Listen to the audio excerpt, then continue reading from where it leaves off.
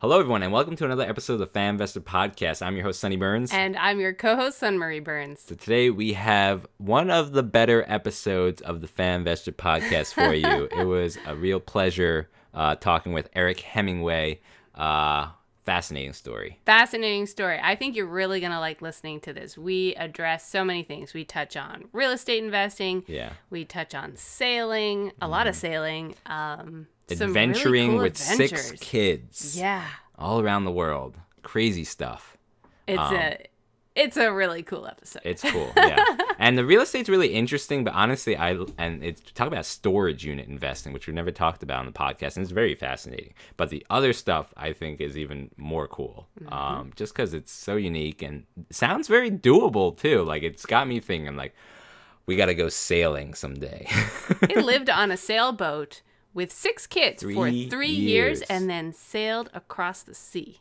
Across from, from Europe to America. Over 18 days, open water, no land in sight, just the 8 of them. It's amazing. My mind has been open to so many new possibilities. Yeah, it's good stuff. So without further ado, let's get to the show.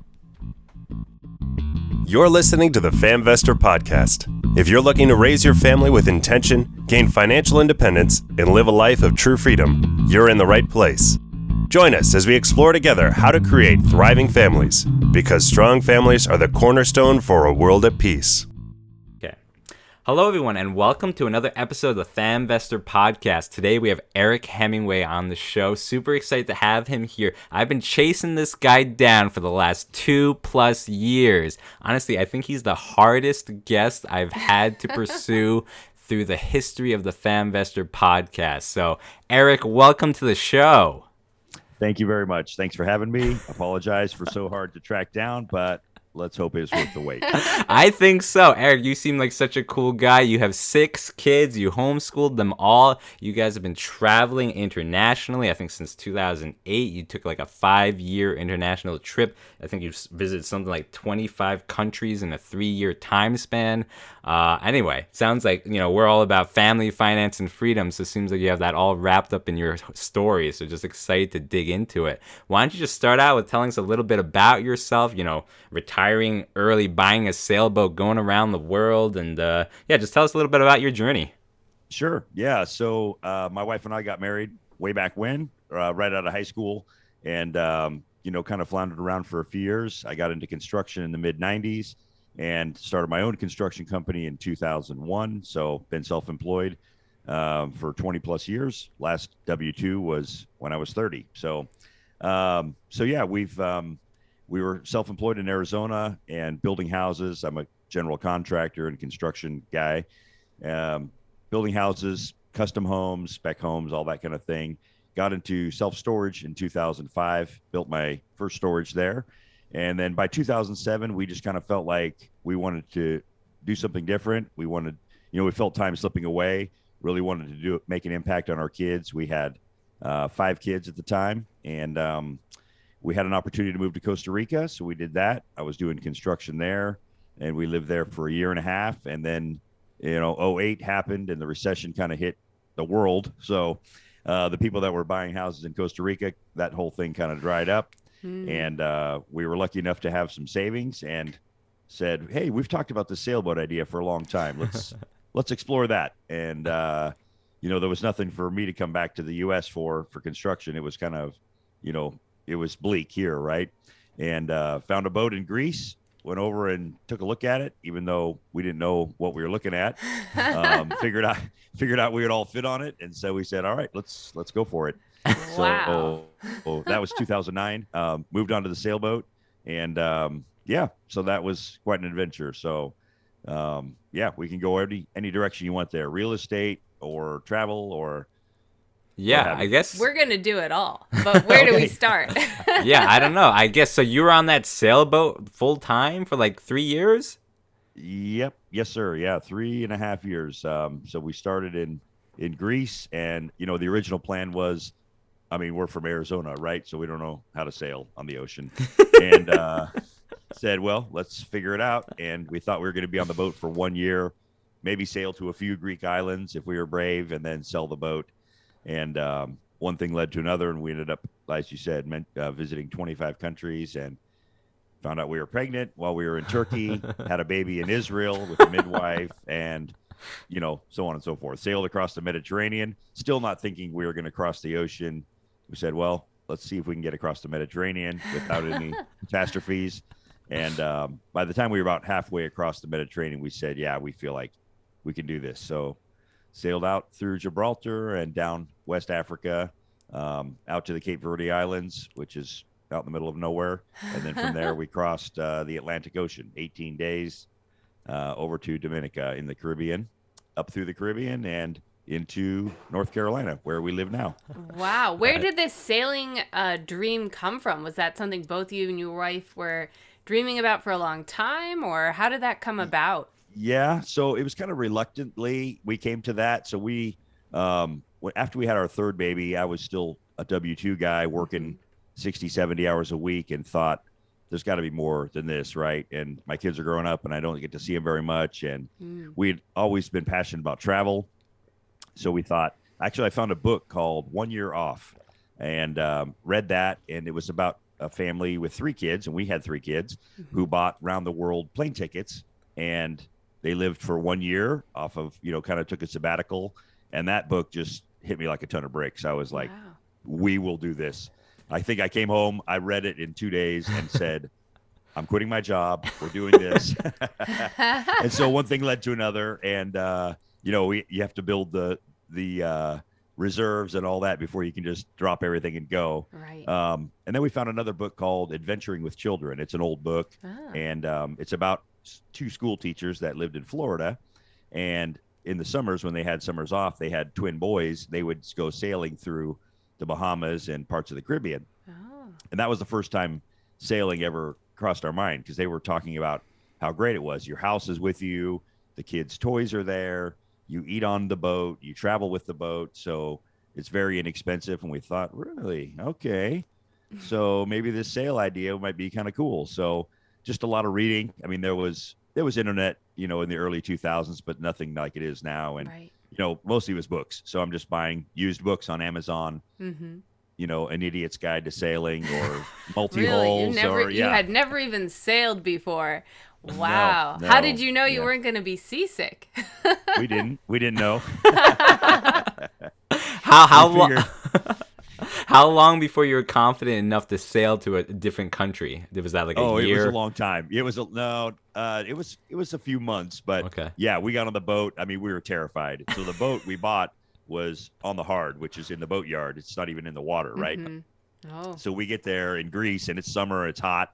We had to paint the bottom and fix some things. And, basically the folks we bought it from were from Austria. Oh. And we never met them. So we just did everything, wire transfer and all that. So we get to Greece with, 15 bags of stuff, clothes and all that, and school books. And we thought, well, we're unpacking this boat that's been basically out of the water for 2 years, trying to figure out, all right, I guess these are this is the mainsail, this is the jib, these are the lines that go here. And we're trying to just puzzle it together. And after a couple of weeks of getting the boat ready, we put it in the water, and this is funny. The boatyard says, because it's late on a Saturday, and they said, all right, we're going to put you in the water, but you're the last one of the day, so you can stay the night, right in the slip there. You don't have to move you don't have to move over to the dock until tomorrow. So we're like, oh my gosh, like we don't even know how to move the boat. It's that bad. So I don't think we slept at all that night. We're convinced the boat is going to leak and sink right there in the dock. And next day we got, moved the boat to a slip, and then we were like, okay, all right. So then a few days after that, we moved to an anchorage. And then weeks after that, we decided to go around the little tiny island that we were staying on. And then we went to the next island, and then, just kind of snowballed from there. So wow, that's crazy. I give you credit for just your tenacity and being like, we're going to do this. I don't know how to do it, but we're going to do it.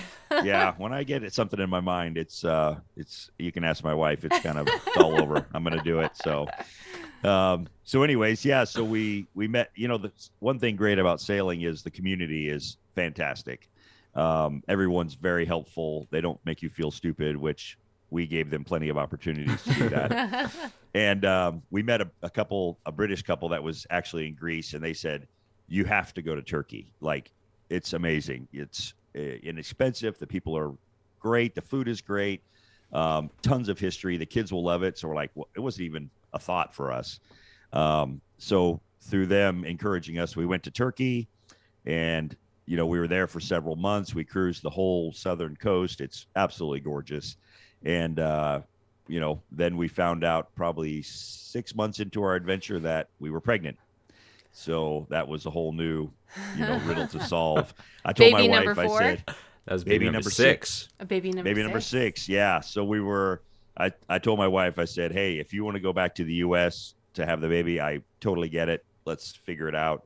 And she said, God bless her. She said, people have babies all over the world. Let's see if we can find a midwife. We had a couple other babies at home in Arizona. And she said, let's see if we can find a midwife, and we'll just keep on going. So we found one in Israel and reached out to her through Skype. And she knew, that it was our 6th. So she said, well, so long as you get here by your 30th week, I'll be comfortable, delivering you and stuff. And I think she was pretty excited to. The original plan was to have the baby on the boat. She was going to come to us in the marina, and we ended up volunteering for a nonprofit in Jerusalem. So we had the baby in Jerusalem, and she came to us there, and yeah, there you go. Wow. So wow, yeah. I'm just curious. I mean, there's so much to dig into, but like you're talking about going from Greece to Turkey. How many days of like open sea is that where you don't see land? So our boat was in an island called Leros, which is in the Dodecanese, or however you pronounce it. And it's in the eastern part of Greece. So Greece is 700 islands or so. And we're as far east as you can go. You could actually see off in the distance, Turkey. Okay. So it was basically like a 4 or 5 hour sail. Okay. So you're like island hopping, getting closer, closer, yeah. And then okay. There was no way we were ready to sail. Right. I'm thinking you have like 9 months or whatever, however months of experience, and then you're going open sea. Where... No. Okay. No, it was almost a year before we did our first like overnight passage, and we sailed from Turkey to Cyprus, which is about a 2-day sail from where we left. Okay. And that was our first deal. But wow. The confidence that we had after that, it's like, you just walk a little taller. And even the kids, because my teenage kids were helping us sail. And our oldest was 15 at the time. And then, so they were, very helpful sailing, night watches, all that kind of thing. And once we got to Cyprus, we recovered there and then sailed to Israel, which was a 3-day sail, I think, something like that. And it was just very much baby steps. And until we were ready to take the next leap. Were you homeschooling your kids before you went on this sailing adventure, or did this move prompt the decision to homeschool?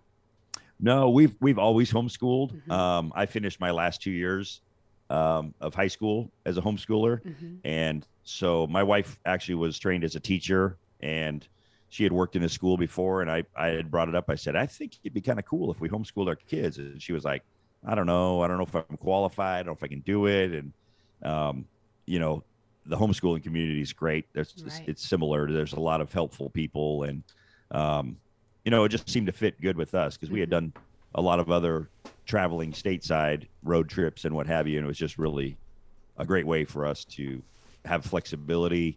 It just worked great for us because it's very flexible. You can take school on the road, and life is pretty much an education. So that just kind of extended on the boat, different cultures, different currency, figuring out rates of exchange. I mean, there was a lot of times where we would send our kids, into town with a dinghy with a debit card and a shopping list and say, go figure out, go find an ATM, go figure out, the exchange rate for Turkish lira, and go get the stuff on the list, that kind of thing. So that gave them a huge amount of confidence as well. Yeah, I feel like we have a lot of homeschool, we have a lot of adventurous families on the podcast, and they always tend to be homeschoolers. Just because I feel like when you're on this homeschool journey, you end up gaining so much freedom, and you're not tied down to so many different responsibilities or trapped into, a lot of routines of society. Right. And then so you have this idea. and it's feasible. Your wife's not tied to a job or anything. She's at home teaching the children, and you're a family unit that can do an adventure like this together, or at least it's not so far an impossibility like for most people it is. Right. Maybe it just helps you think more creatively and like, do we have to do the same old thing, or can we do something different? So. Right. You open the box of what is learning, right? That learning can happen in so many different ways and forms. It doesn't have to be a worksheet necessarily on the desk. I mean, you can incorporate some of that, but so much learning that's applicable to life takes place not in the classroom, but in real life settings. And I feel like with homeschooling, that's very powerful, and you get so much exposure to these kind of real life experiences. Yeah. Sunmi was a teacher in public schools too for a while before homeschooling our own children. Yep. But anyway, I want to talk about so I feel like you sold all your assets. If you had a home, you sold it. Everything was sold. You moved to Greece and you did this, right? Or did you have cash flowing? Did you have cash flow coming in, or this whole trip was through just a nest egg? Yeah. How'd you fund it? It was a little combination. So yeah, everybody asks how we afforded it. So it was a combination. So I was a builder in Arizona. I had built a couple small commercial properties, like a little office and a warehouse, and we sold those while we were in Costa Rica. But we also did have some passive income coming from the self-storage that we had built. We kept it, and we still own it today, 16 years later. And it's doing fantastic. And we've got several more. And so when we got back to the U.S., to North Carolina, that was something we wanted to get back into, with self-storage. So always a believer in the passive income of real estate. We just love it. I'm very passionate about it. And so absolutely. Yeah, that's same with us. We love the passive income and the cash flow that comes from real estate investing. So you were a builder. I assume you built custom projects for clients, but it sounds like you were also building for yourself. So you would buy property and then build on it and keep that asset. Is that how that worked? Yeah. So I was building spec homes, which you just buy a lot, right, in a town, and you build a house, and then when it's done, you sell it and make a profit. So you're building it on speculation. So I did a lot of that, and then got into more. People would see those houses and be like, "Hey, we have a lot. Can you build us a custom home? We want to draw something from scratch." So I did probably 75% spec homes, 25% custom homes. But it kind of sunk in after a while. Like after I sell a spec home, the profit is great. And, it's you can do whatever, 5, 10 a year. But then you got to find another lot and do it all again. So I thought, well, we needed an office. I was working with my dad. He was a real estate agent, and he was selling the homes I was building. So we kind of wanted an office. So I decided, well, instead of renting an office, why don't I just build one? With 4 suites, we would take one and rent out the other 3, and then we would have our office for free. So that's what started that. And then another lot on that same street came available, so I built a little warehouse. I loved it. I've done plenty of residential rentals, and we've done Airbnb for years. 1,000 reviews and all that stuff. We've done all sorts of real estate ventures, but commercial real estate is what I really kind of clicked into and do now. So that's wow. Yeah. And now, why commercial? Why do you find that your favorite over residential, Airbnb, and any others? Yeah, so I've done plenty of residential, as I mentioned, and it's a little more emotional with residential rentals. This is their home, so one little thing is wrong, they're calling you all the time. There's a lot of maintenance, a lot of I don't know what you call it, just a lot of hands-on, right, with residential stuff. Even Airbnb is great, but guests see one bug and then they give you a 1-star review, and I'm like, oh my gosh. But commercial, the thing I like about commercial is so typically this is where their business is, right? And this is a hair salon or a restaurant or whatever, and this is their business, so they're there to make money. They're as long as the property is functioning and they're making money, everybody's happy. So you don't have as much drama, I guess I would say, in that aspect of it. So the other thing I really liked about commercial real estate is typically it's valued on what is called a cap rate, to where whatever the property is producing is how you determine the value of the property, right?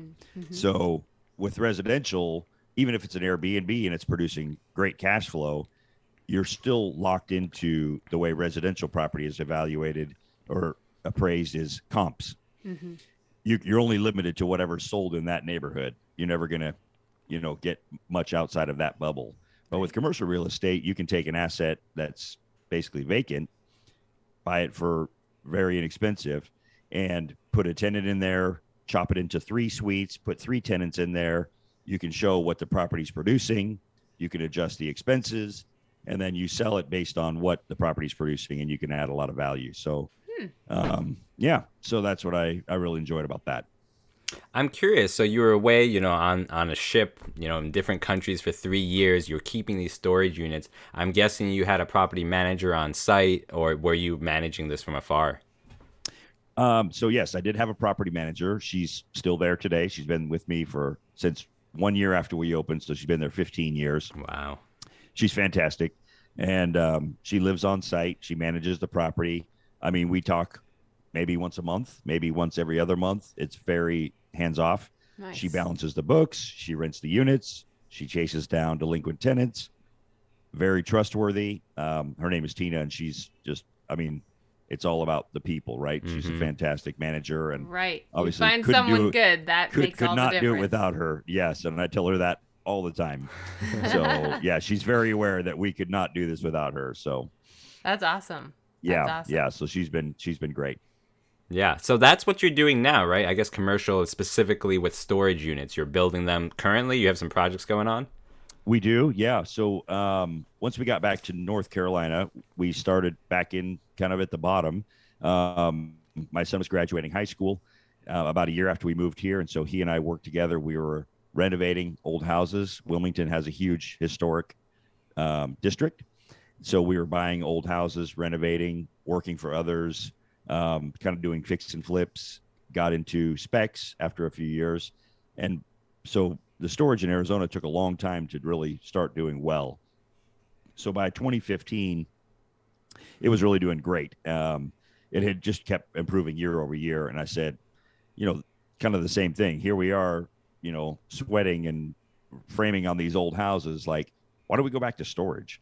And so we made that switch in 2016. And since then, we've just kind of doubled down on commercial real estate, storage in particular. So we like, so I'm still a contractor. So we like things that have heavy value add, where we can add a lot of value. We can use our skills as a general contractor to really improve the value of the property. So we're buying things like old Kmart's. We have a project in North Carolina. It's 90,000 square feet.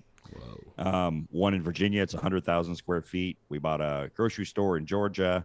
So these are the kind of projects we're into now, and we can be the general contractor. We can convert the building to self-storage and add a tremendous amount of value. And since, probably about a year, maybe a year and a half ago, we decided to start opening it up to investors. And so now we are doing what's called syndicating, where we are the sponsor and putting together the deal, bringing in investors, and then they get a piece of the upside, and they get cash flow, and but they don't have to, it's passive for them. We're doing all the work, right? So we started that company. It's called Nomad Capital.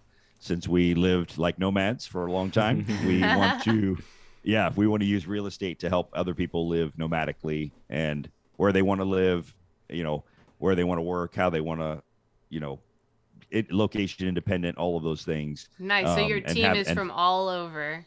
And well, actually, our team is basically in Wilmington, okay. But we have investors from all over for sure. Yeah, I think we have 70 investors now from 4 different countries, and wow. So it's fantastic. So we just want to keep growing that. And in the year that we've started Nomad Capital, I think we're on our 5th deal, and nice. We feel like we got a big runway ahead of us. How many storage units would go into a typical 100,000 square foot property?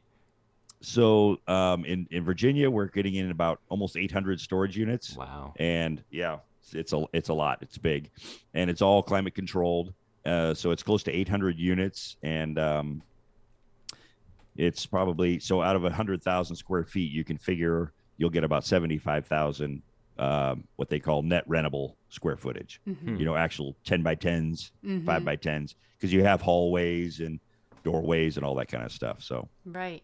I'm curious, is it hard to convert, for example, like you say, a Kmart or a supermarket to a different form of real estate? In this case, rather than a retail, you're going into storage. Is that very complicated? You have to go to the town, and how does that work?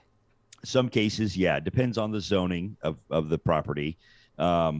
We did have to go to the city on a couple occasions and rezone it from one use to another. Some properties that we buy are already zoned industrial, and storage is an allowed use in there. So we're buying used to be a soda bottling facility near Charlotte, and it's big. It's another 80,000 square foot property, but it's zoned industrial. So basically, anything you want to do, you can do in there. So storage is no problem. So Interesting. yeah. So we the way we evaluate our deals is we are very conservative. We assume that we're going to have to put on a new roof. We assume that we're going to have to put on all new air conditioning. We paint the whole building inside and out. We kind of put into the budget that we're going to have to do all new lighting, all LED lighting. We kind of, and if we don't, then so much the better, right? But we assume the worst and hope for the best. So why would we have a lot of friends who syndicate, and but all of them do multifamily. Why would people, private investors, want to go with you, doing storage units rather than a multifamily residential property syndication deal? I think it's the experience of the investor and their comfort level. We have a lot of guys that love storage and are passionate about it. It's a very resilient asset class. It came through the 2008 recession very well. 2020, the blip that was COVID, when things were shutting down everywhere, storage did incredible and has since then. Anytime there's tumultuous activity in the market, storage seems to perform well. If people are moving around, people have to live with in-laws, consolidate moving down, downsizing, whatever the case is, storage usually wins. And even through the COVID thing, when people were working at home, they're taking their spare bedroom and turning it into a home office. So everything goes into storage, right? So multifamily is a great asset class as well. It's a higher barrier of entry.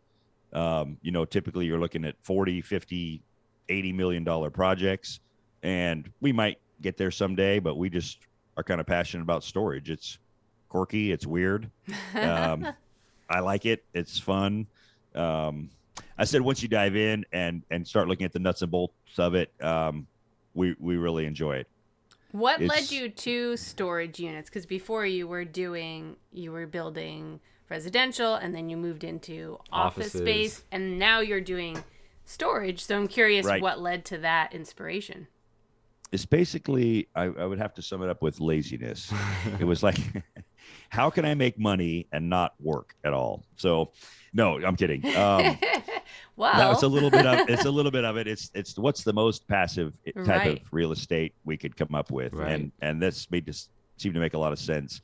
My brother-in-law actually was the one. He's like, because I was a builder and he was in flooring, and he said, "Hey, I see these things everywhere. Like, you should build storage." I'm like, I don't know anything about storage, and that just kind of sat with me for a while. And then I saw a piece of property by my house that I would drive by every day, and I'm like, I can see storage working there.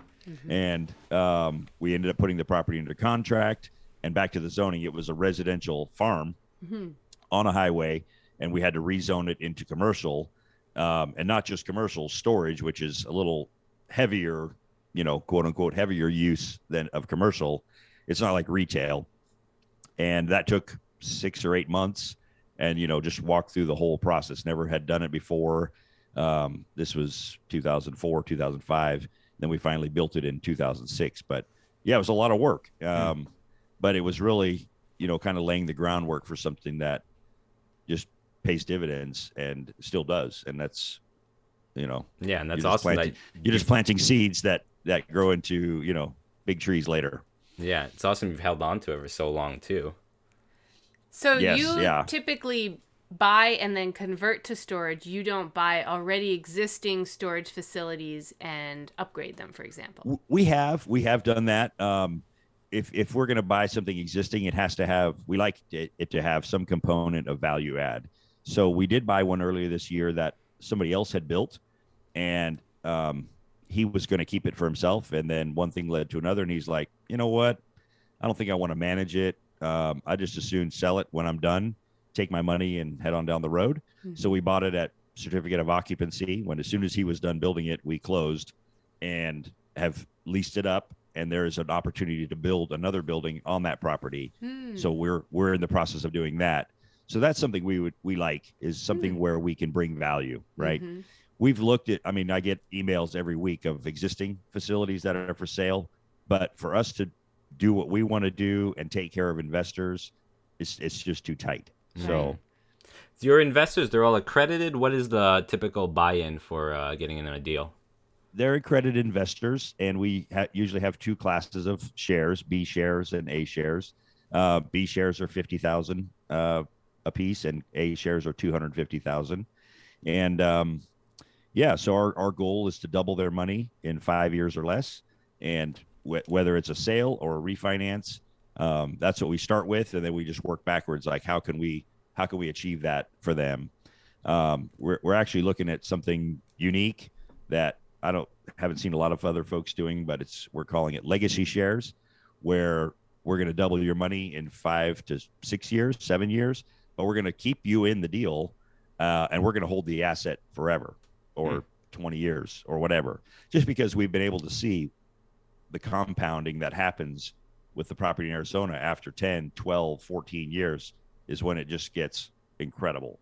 So we're like, what if you could double your money and stay in the deal? You're still going to get cash flow. You take that, your original investment, now it's doubled. You can put it into something else, maybe our deal, maybe somebody else. But you're still in our deal, and you're still getting residual forever. So you just built that stream of income, and then you do another one, and you do another one. And, next thing you know, passive. Awesome.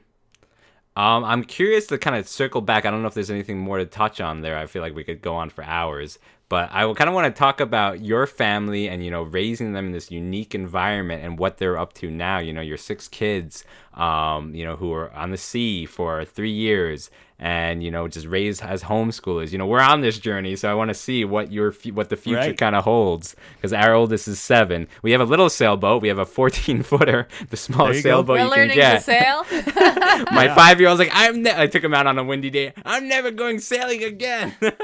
I think it was Joshua Slocum in the late 1800s, early 1900s. He circumnavigated in a 14-foot boat. So wow. Yeah, I can't. Terrifying. You never know. Yeah, that is terrifying, but it's been done. But my kids we just really chalk it up to the experience of the boat. Gave them tremendous amount of confidence. I can remember a lot of nights sitting on other boats with other boaters from around the world, and they're having adult conversations with grown-ups from Australia or France or Germany or whatever. And it's just I think it's a great way to grow up, and they're super confident right now. My oldest is 28. She's married. She's pregnant with her second. My son that works with me, he's almost 27. He'll be 27 in a week. Him and his wife are on their third.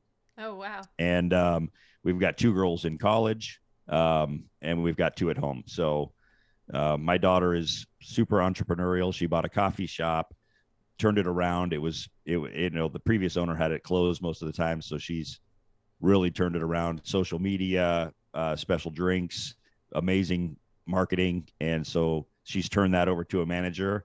And now her latest venture is she has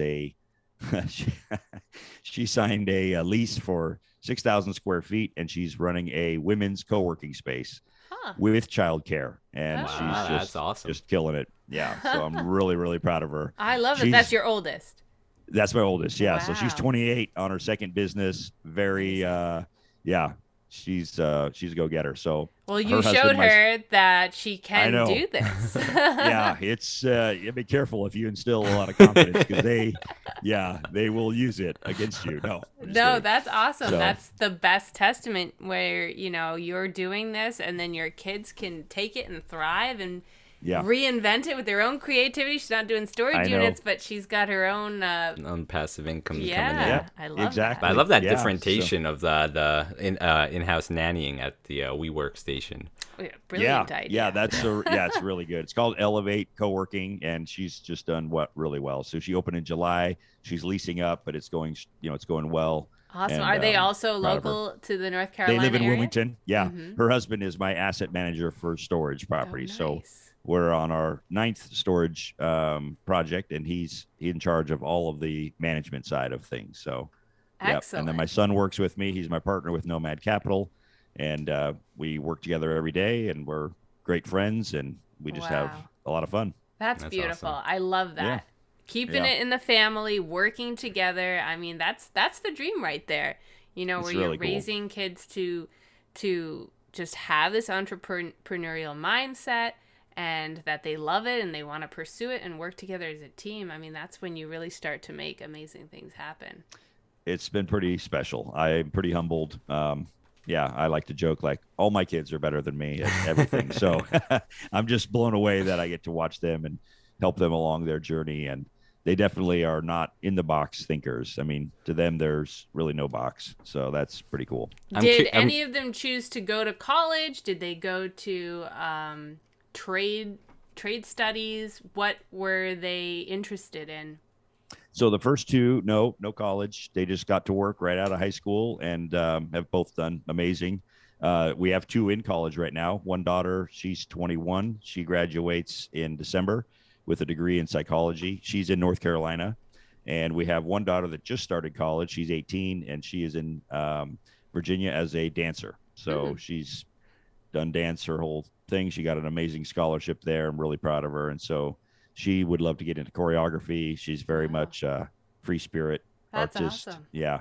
And then the 2 at home are, my wife runs a nonprofit theater group for homeschool kids. So a lot of our kids are very theatrical, and, they're into singing and acting, and we do productions and all that. So my wife wrestles, 50 kids a week around on the stage, and nice. So that's awesome. What's the theater group called? It's called Acting Up. Cool.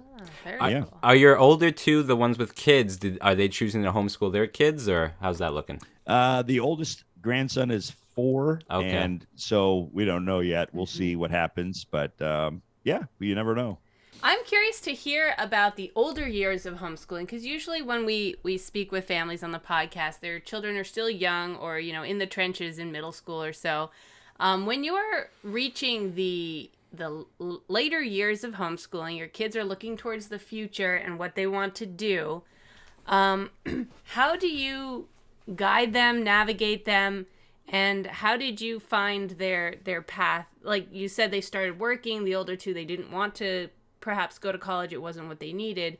But how did they launch their life in such a way that now your 28-year-old can be in a place where she has the means to run 2 businesses and stand on her own 2 feet that way? I'm curious to hear about that. I think it's different for every child, right? I mean, different passions, different things. Her, when she got married, her husband joined the Army. He was in the Army for 3 years. They lived in Colorado. They bought their first house there and, did great on equity. When they moved back to Wilmington, they sold it and came away with a good chunk of money. They have another house here that they have as a rental. And so they used the equity from that to buy the coffee shop. And then, as that got established, they used the equity from their primary residence to do the, it's just been that kind of thing. And, just talking through it and ideas and how can we do this and that. But I think by the time we got to high school, with our homeschooling, by then they're pretty much on their own, right? I mean, math is a priority. We always had them teach math. Reading is huge. So always reading, I wouldn't say no academics or, not the typical academic things. I mean, they've done biology and, kind of those kinds of things, but really trying to just teach life skills. And there is a program in North Carolina where when a student is 16, a homeschooled student, they can, what they call dual enrollment, and they can take classes at the community college for free. So we've had 2 kids that have done that. And as soon as they turn 16, we basically taper off their homeschooling and they go take, 9 or 12 credits at the community college. And I mean, they just slipped right in. There was no, she's 21 now, but when she was 16, she's like, I don't think I've learned enough at homeschool. I don't think you've gotten me ready. I don't feel like I'm smart enough. And she went and got straight 4.0, Nice. president's list at the community college. And then she's done amazing at, she got into Chapel Hill, UNC Chapel Hill, which is a hard school to get into. She applied to one school, Chapel Hill, and she said, that's where I want to go. Right in. Amazing. Got right in. I'm like, okay. All right. I see. All right, Mom and Dad, you did a good job. I guess we did. Yeah. Maybe osmosis, but I love that. yeah. I feel like, we talk to a lot of like homeschool entrepreneurial folks, and at least for me, I'm not like saving up for a 529 or anything. All the kids have Roth IRAs, but I'm not pushing towards college at all. I'm wondering, did you do a 529? Did you save for college, or were you pushing them towards college? No, we haven't pushed towards college with any of our kids. We don't have 529s or IRAs or anything like that. We just said, and the one that's at Chapel Hill, she got a scholarship as well for part of it, and basically her first 2 years were free at the community college. Yeah. So, but the degree will be from UNC, right? So it doesn't really matter where you got your basics done. Right. I don't know. I kind of go to the Gary V style of, if you want to go to college and you need something that they have to offer, if you want to be a veterinarian, you need college, right?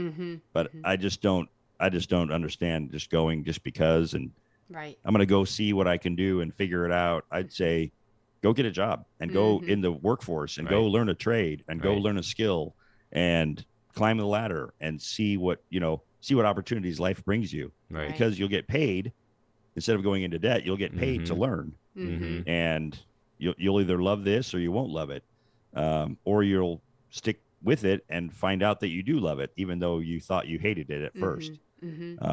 So I'm very much that way.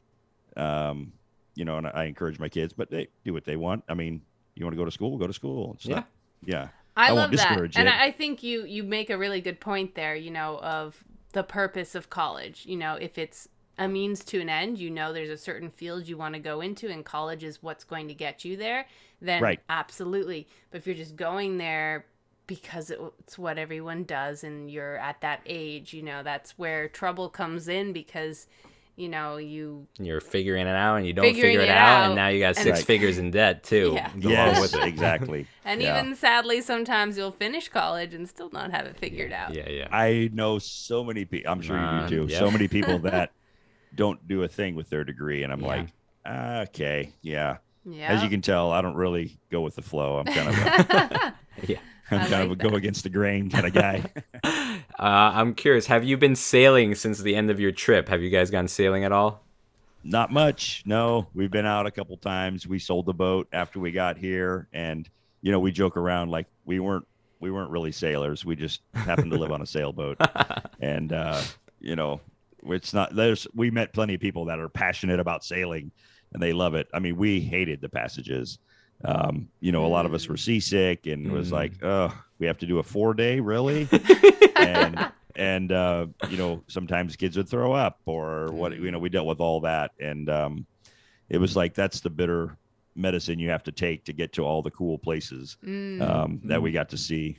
Was it actually cheap, like paying port fees, maintenance? Is it expensive or not really? So cheap. It was so cheap. So a family of 8, for probably 2 years in the middle there, after the baby, obviously the baby's expensive, but we were living on about $1,300 or $1,400 a month for a family of 8.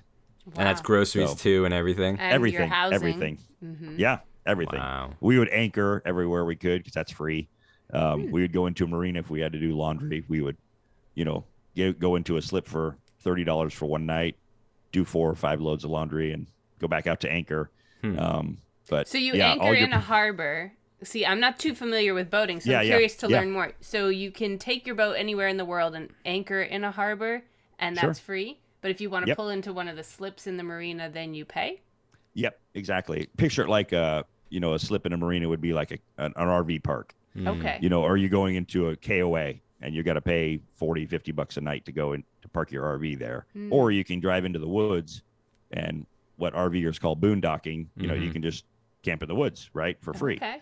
But I guess if you go to a so- slip, you have electricity to plug into or Exactly. something, and you can clean out Yep. maybe septic or whatever. Or I don't know how that Right. works. Yeah, exactly. Okay. So our boat had solar power and wind power, and Okay. our engines would charge the batteries. So Whoa. we were pretty self-contained. I mean, we didn't have to go into the marinas too often, but you know, we would obviously go in there and enjoy that every now and then. But we weren't living like tourists, but we were in a lot of tourist places. So we'd go into port, and there's families are eating out, pizza and ice cream and all this, and our kids are like, "Hey, we want to do that." It's like, well, these people are going to be here for a week, and they're going to go back home. We live here. Like, we don't get to do all that stuff. Well, I mean, we did obviously, you know, some, but it wasn't like one endless vacation, Right.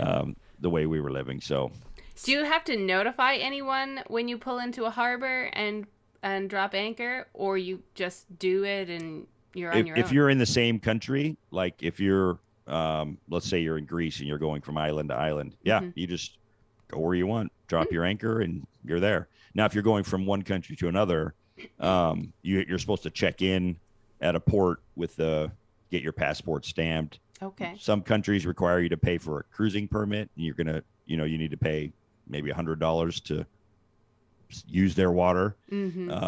But once you're in a country, you can just, like Spain, you can just go down the coast every bay after bay, and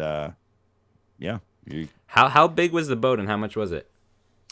36-foot catamaran. It was a Dean Cat, made in South Africa.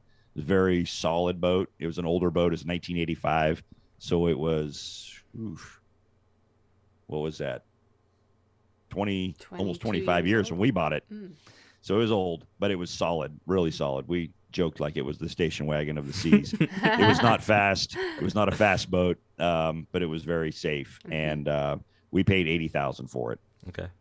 It had how many bedrooms? 4 cabins. Okay. 4 cabins, and we all had a bed and or bathroom on the other side, and then like a big U-shaped salon in the middle where we'd all nice. sit there and had a table, and So pretty Yeah. comfortable. it was comfortable. Yeah. How many yeah. square feet? Like, do they go by 350 square feet. We did the math. 350? Okay, that's So- not that tiny. That's pretty big. Yeah. Okay. Yeah. Eight people and 350 Yeah. and 350 square feet. So, but we also had the top, you know, you can go up on the deck, Right. Okay. and my son would go up there a lot and play guitar, and, you know, everybody had kind of a place that they could get away from each other and clear your head. When you're on a boat like that, do you have Wi-Fi, internet, TV, or are you pretty much living off the grid in a way? You're living off the grid. So we would go into town. This is our hack. You would go into a bay, and we would go because we were in a catamaran, so it doesn't draw very much water. It's a very shallow boat. We'd go in as close as we could to the shore, and then we'd find see which restaurant we could see on Wi-Fi. Go there and buy a couple sodas, get the Wi-Fi password, and then go back in the boat, and then we could see the Wi-Fi from our boat. So we're like checking email and all that. Let me But move there's this internet- anchor a little closer. That's right. That's right. So there would be, I mean, we did a lot of internet cafes and that kind of thing as well, and catch up on stuff. But yeah, we didn't have TV or anything like that. We did have movies. So boaters, you know, exchange movies on hard that's so drives and all cool. that kind of stuff. And so we had that, Cool. and we had a little, you know, computer that we'd watch movies on and stuff. So Mm-hmm. yeah, we had a satellite phone that you could call if you had an emergency, so you could make a call anywhere.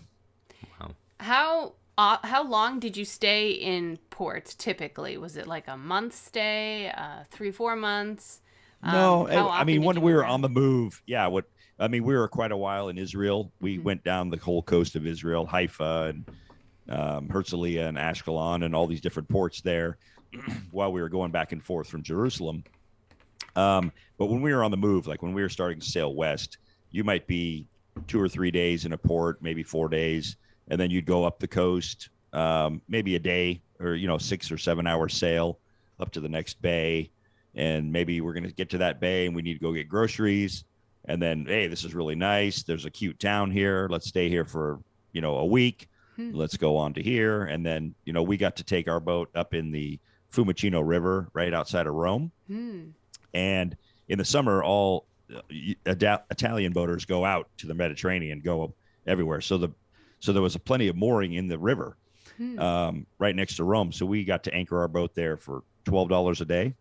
And we had water and power, which was super cheap. And we literally just walk over the hill, take the metro for €1, and we were in downtown Rome. Wow. So we stayed there for probably 10 days. We rented a car and drove to Pisa and Florence and, big splurges like that. But yeah, then we'd be in Rome, literally like my oldest two, Maggie and Levi, will be like, hey, it's noon. Let's go downtown. And so we'd catch the subway, go downtown, get a pizza, go to, one of the squares and just hang out and go back to the boat. And so, Wow.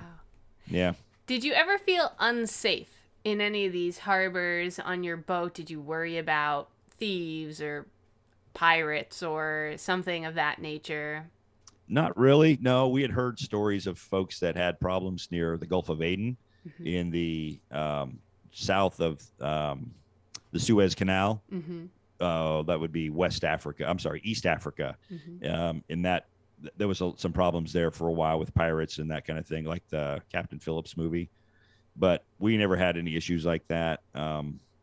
We found everybody to be pretty friendly, pretty welcoming. I mean, because you're coming in by boat, it's a whole different attitude. We'd go into these ports in Turkey or Greece or Italy, and you're with all these fishermen.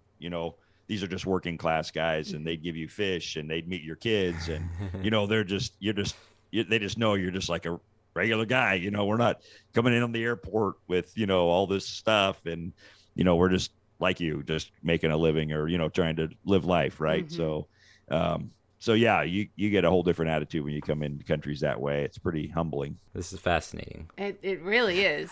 I've never even tried to think what life on a boat would be like. But and I've been so terrified of pirates. Which is probably Yeah, it's surprisingly safe. Yeah. Interesting. Sunmarie is scared when we take hikes that there's going to be a raptor or T-Rex chasing her too. So I don't know. Yeah.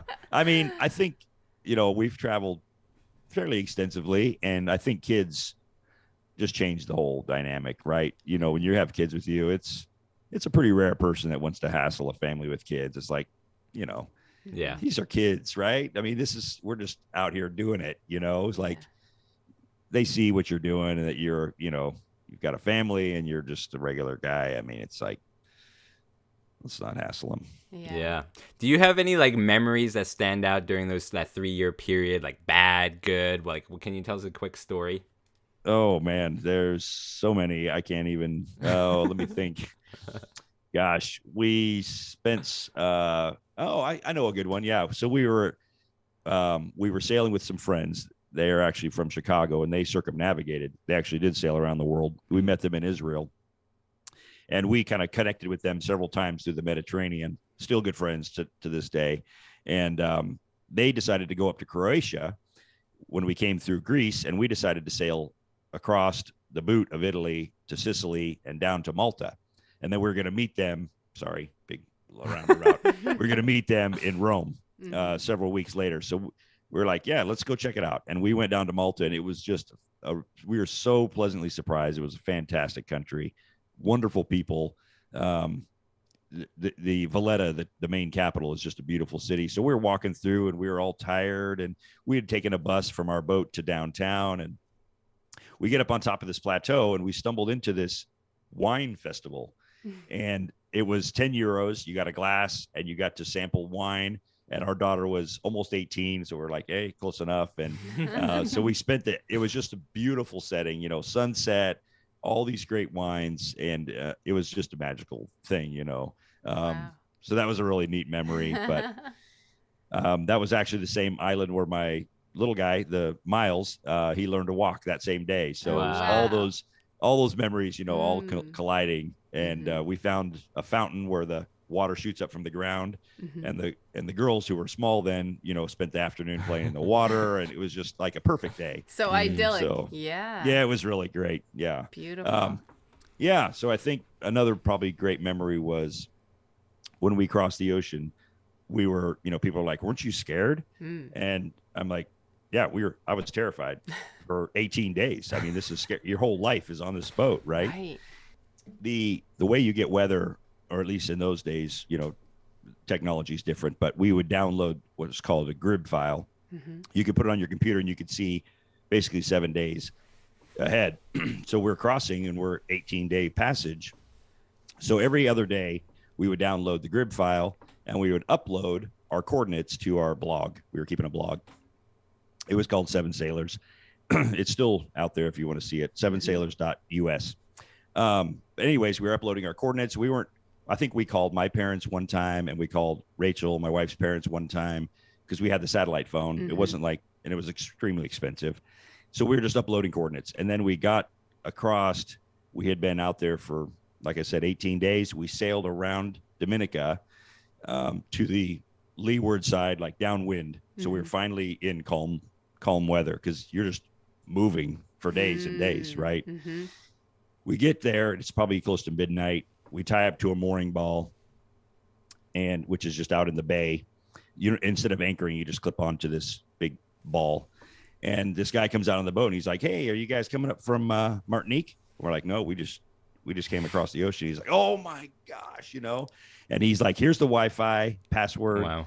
And so we just sat down there and we're finally calm. And me and my daughter and Maggie and Levi and my wife, the kids were asleep. It's midnight.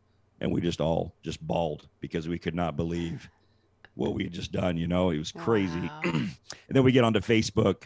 That was the big thing then, obviously no Instagram was not a big thing yet, but we got on Facebook and see all these comments of people that had been following us. Wow. And, cheering us on, posting for us and following us with our coordinates. They were mapping it on Google Earth and seeing where we were. And it was just so overwhelming. We were just, Amazing. we were a wreck, but it was really, really cool. Did you hit any bad weather during that passage?